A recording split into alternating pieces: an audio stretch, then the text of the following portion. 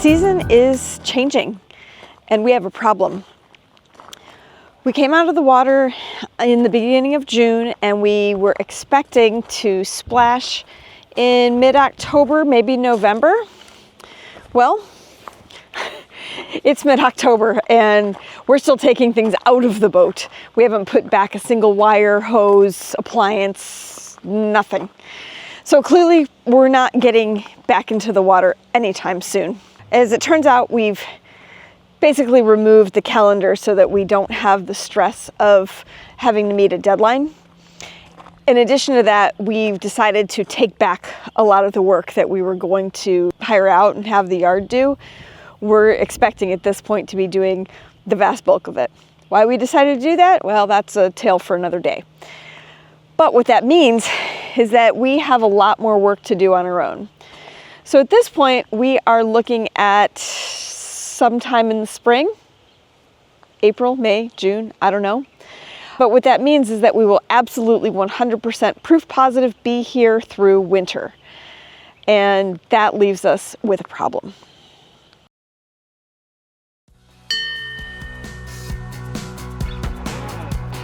I'm Geri. And I'm Shawn.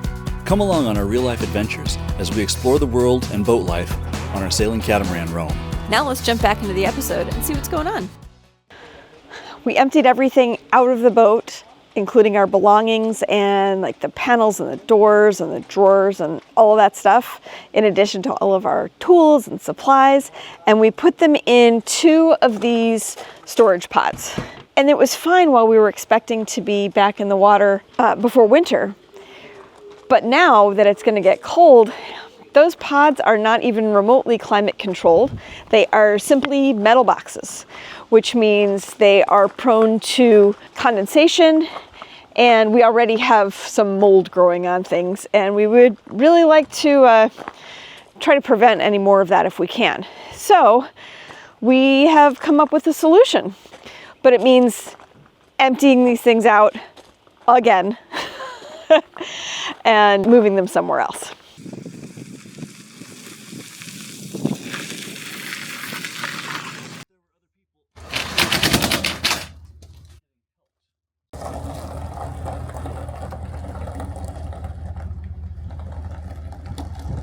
These pods are good. They've been useful. They're not cheap, over $300 a month each, and we've got them pretty well stuffed. There's not a lot of working room in here, and with winter coming, it makes a lot of sense to move stuff out of here. But there are some ulterior motives we can execute. We've been hauling some stuff around since Guatemala because we were in the land of you can't buy it. No matter how much money you have, you couldn't get it. And so we hauled around a lot of stuff that I would normally consider junk or even trash, just in the odd chance we might need it. Now we don't. And so we're going to take this chance while we're emptying this out and relocating to climate controlled storage to do some sorting and some sifting and make some decisions about crap that we're just not going to keep. So it's going to take us a little longer to empty, but we're going to get through 2 pods. We're going to have 1 left at the end, and what you see behind me is going to change significantly. And the other pod's going to be the same kind of story. So we think this is going to benefit us.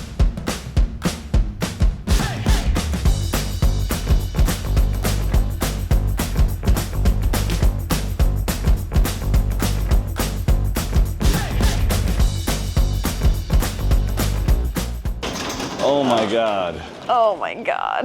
That's all right. It's not so bad. Last night when we left here, I crammed stuff inside so we didn't leave it outside. We're in a good spot. We got a little bit left to do here on this one. Probably a couple hours easy. And then over to the other one, which will be long, but no decisions. I think that one will be a lot easier. It's just moving back and forth. There's very little to decide. Yeah, there's no decision science involved in that one. It's just move it. All right, so let's do it. All right, sounds great.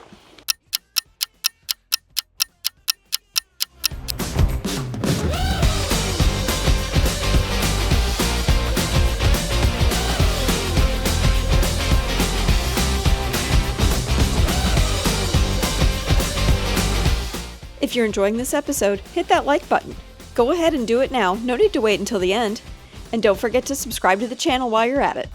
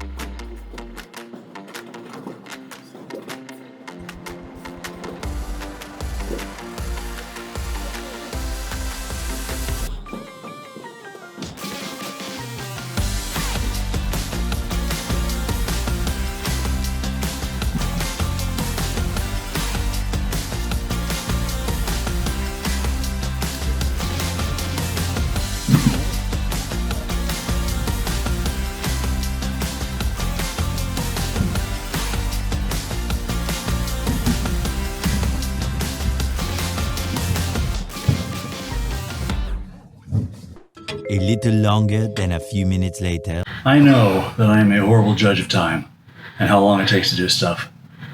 This took a lot longer than I thought it would. Like, I even thought it'd take a long time, but no, this was so much. But this is almost our whole world. This is almost every single thing we own. In a 10 by 12 by, I think, 9 or 9.5 foot storage unit. Dark season has arrived. What time is it? It is 6 maybe?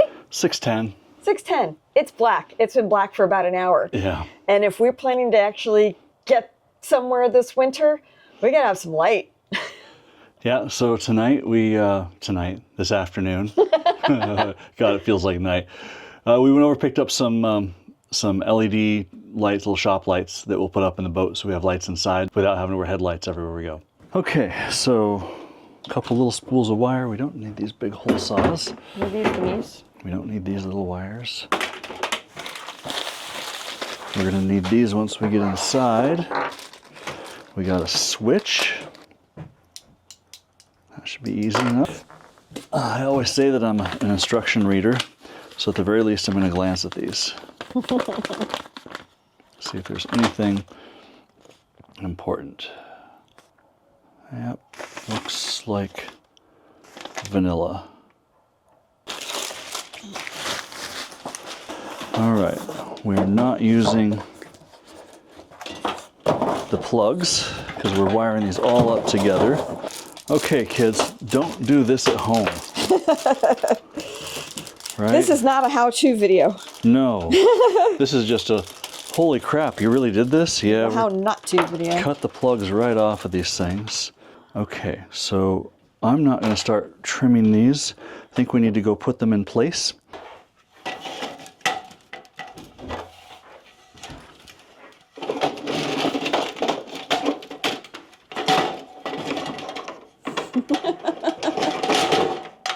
Huh. Well, if I do that,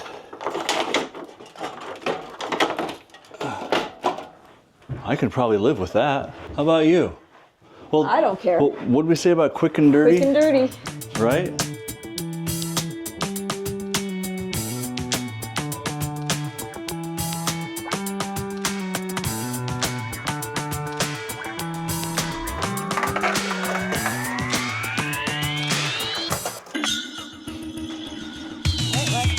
Last two.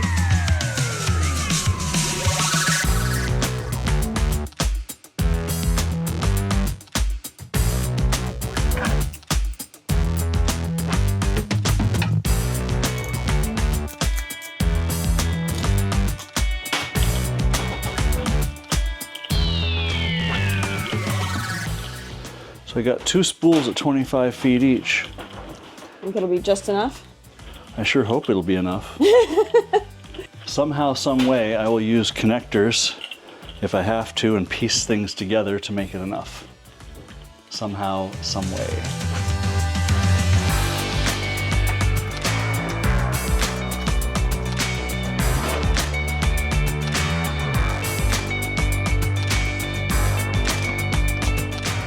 All right, so now we got to get the switch on this guy. The way the switch is set up, both wires go in and out. What we do is we break the hot wire on one side and the other side, and we take a section out of it.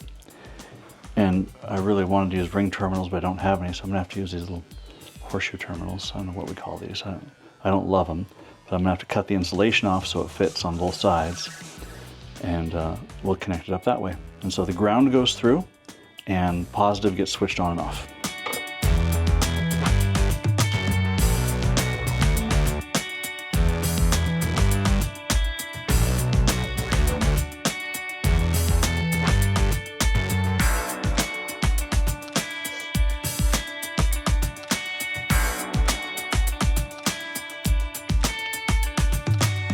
All right, are you brave?